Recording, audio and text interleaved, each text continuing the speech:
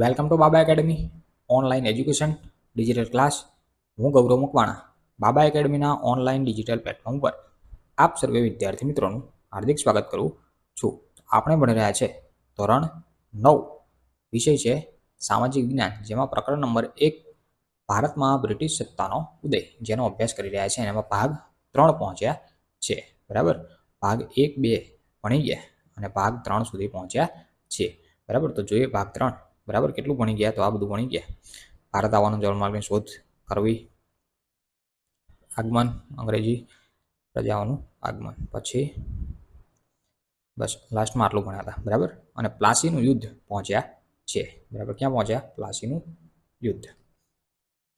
પ્લાસીનું યુદ્ધ ધોરણ 8ની અંદર તમે ડિટેલમાં ભણી ગયા. એટલે અહીંયા જોવા જઈએ આમ ડિટેલમાં જ છે, પણ થોડી ઉપર છેલ્લી માહિતી પણ કહી શકાય. બરાબર, જે ધોરણ 8માં વધારે પડતું આપેલું છે. બરાબર, જોઈએ. બંગાળમાં સિરાજ ઉદ દૌલાનું શાસન હતું. બંગાળની અંદર શાસન કોણ હતું? સિરાજ ઉદ દૌલા, જે આપણે આગળ ભણી ગયા છીએ. તેના ઉતાવળિયા સ્વભાવને કારણે રાજ્યમાં તેના કેટલાક વિરોધીઓ હતા. બરાબર, એનો સ્વભાવ કેવો હતો? ઉતાવળિયો. બરાબર, અમુક નહીં હોતા ઉતાવળે કે ઉતાવળી હાથ આઠા વધારે ભરે. બરાબર, એવું. બરાબર, ઉતાવળિયા સ્વભાવને કારણે શું હતું?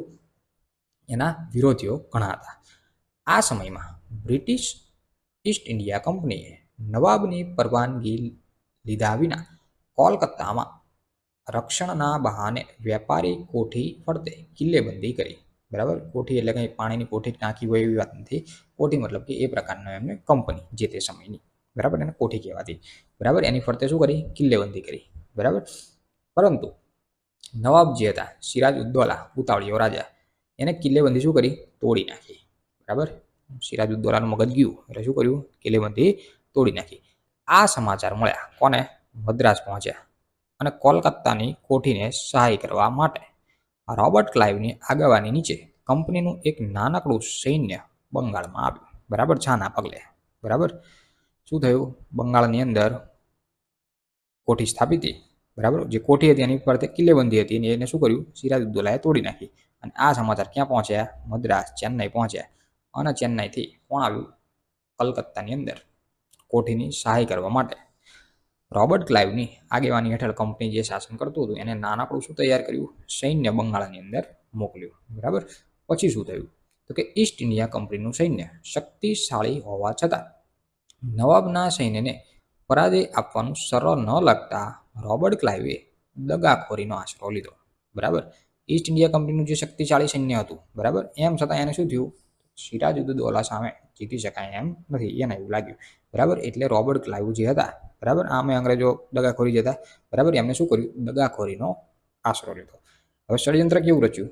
તો કે નવાબને પરાજય આપવા ષડયંત્ર ઘડી કાઢવામાં આવ્યું. બરાબર, ષડયંત્રમાં શું હતું? જેમાં સેનાપતિ મીર જાફર, બરાબર, કોનો? ક્લાઇવનો, સિરાજ ઉદ દૌલાનો.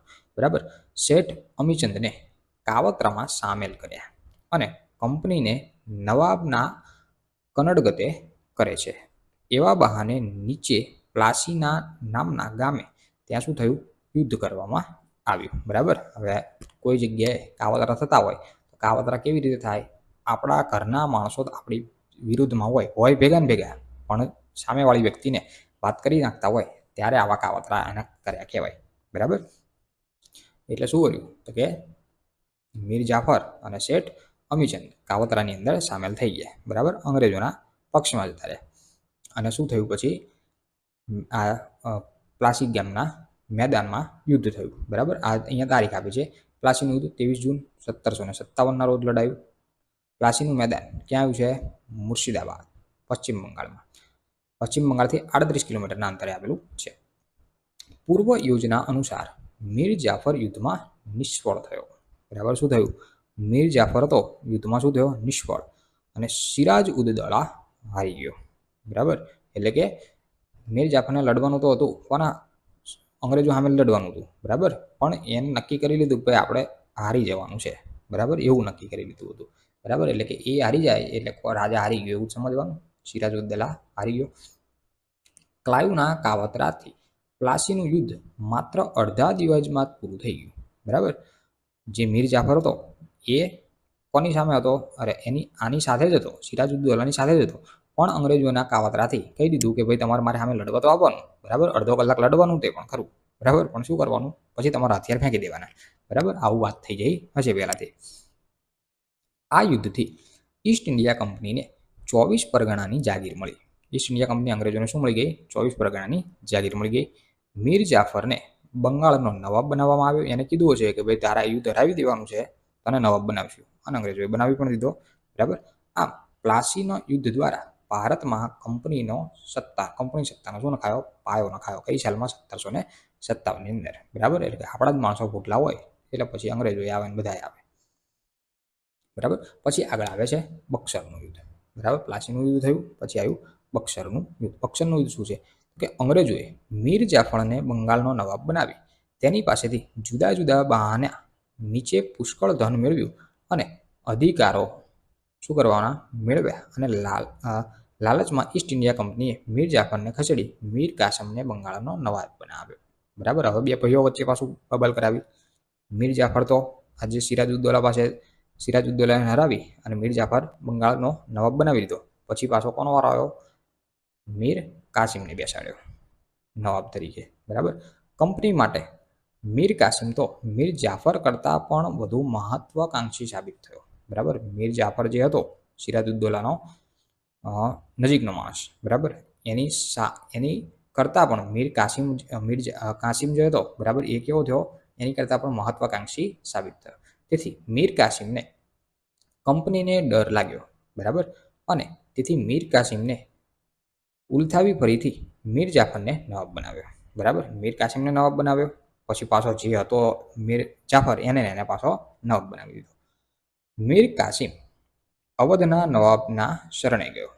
આ સમયે અવધમાં મુગલ બાદશાહ શાહ આલમ આવેલો હતો, બરાબર. અવધની અંદર કોનું શાસન ચાલતું હતું? શાહ આલમનું. આથી ત્રણેય સંયુક્ત રીતે કંપનીનો સામનો કરવાનો નિર્ણય કરી કંપનીને સામે યુદ્ધ જાહેર કર્યું, જેને બક્સરનું યુદ્ધ કહેવાય છે. બક્સર મુકામે સંયુક્ત સેનાની સામે ઈસ્ટ ઇન્ડિયા કંપનીએ યુદ્ધ કર્યું. તારીખ હતી 22 ઓક્ટોબર 1764ના રોજ, બરાબર. જે આ આઠમાની બુકમાં ડિટેલમાં બધે આપેલું છે, તમને અહીંયા ઉપર જલ્દી માહિતી આપી છે. જેમાં સંયુક્ત સત્તાનો શું થયો?